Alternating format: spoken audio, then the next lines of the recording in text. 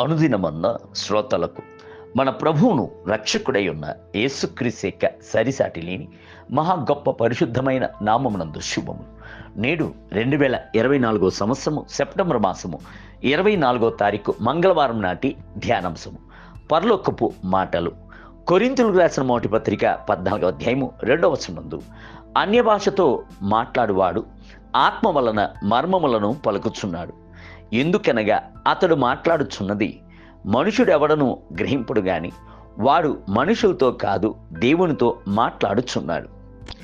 మీరు పరిశుద్ధాత్మను పొందుకొనుచున్నప్పుడు పరలోకపు భాషయున్న అన్య భాషయును మీకు కృపగా ఇవ్వబడుచున్నది.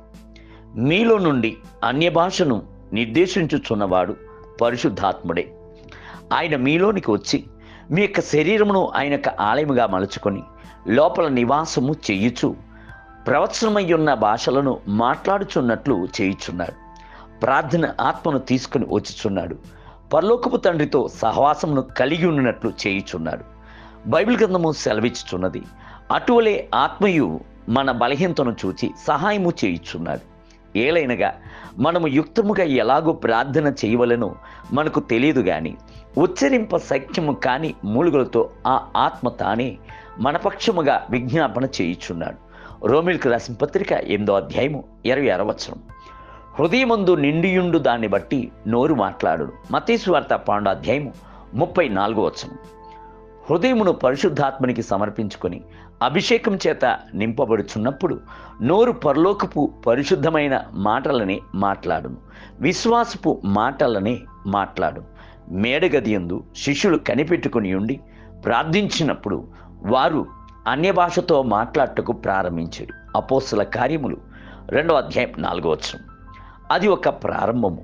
ఆ తర్వాత ఆత్మ వరములను శక్తిని కూడా పొందుకొని ప్రభువునకై లేచి ప్రకాశించిరి. దేవుని బిడ్డలారా, ప్రతి దినమును అత్యధిక సమయము అన్య భాషతో మాట్లాడి ఆనందించుడి. మీ యొక్క నాలుకయు పెదవియు మిగుల ప్రాముఖ్యమైంది. యెషయాను మహా గొప్ప ప్రవక్తగా హెచ్చించినట్లు ప్రభు ఆయన యొక్క నాలుకను బలిపీఠపు అగ్ని కారుతో ముట్టి, గనుక నీ పాపమునకు ప్రాయశ్చిత్తమాయెను, నీ దోషము తొలగిపోయెను అనెను. దాని వలన యెషయా యొక్క పెదవులు ప్రవచనపు మాటలను మాట్లాడటకు ప్రారంభించాను. పరిశుద్ధాత్ముడు ఒకనిలోనికి దిగి వచ్చుచున్నప్పుడు మొదటిగా ముట్టేటువంటి ఒక అవయము ఉందంటే అది నాలుకే. గుర్రములు చూడుడి, దాని యొక్క నోటికి చిక్కము వేసి దానిక శరీరం అంతయు లోబర్చుకొని త్రుప్పుదురు.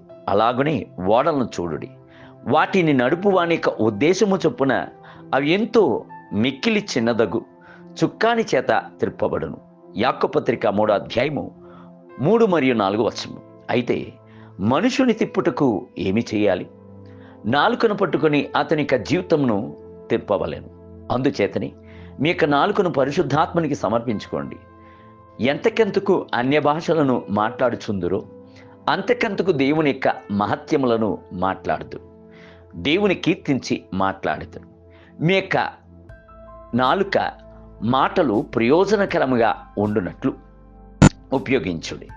ప్రభునకు సేవను చేసి ఆత్మలను సంపాదించుడి. ప్రభు యొక్క మాటలచే కుటుంబమును కట్టి లేవనెత్తుడి. దేవుని బిడ్డలారా, ప్రభును స్తుతించి స్తోత్రించి మహిమపరచుడి. ప్రభు యొక్క సువార్తను ప్రకటించుడి. ప్రభు మిమ్ములను ఆశీర్వదించునుగాక. నేటి ధ్యానమునకై అన్య భాషలతో మాట్లాడువాడు తనకే భక్తియందు క్షేమాభివృద్ధి కలుగజేసుకొంటకు మాట్లాడుచున్నాడు.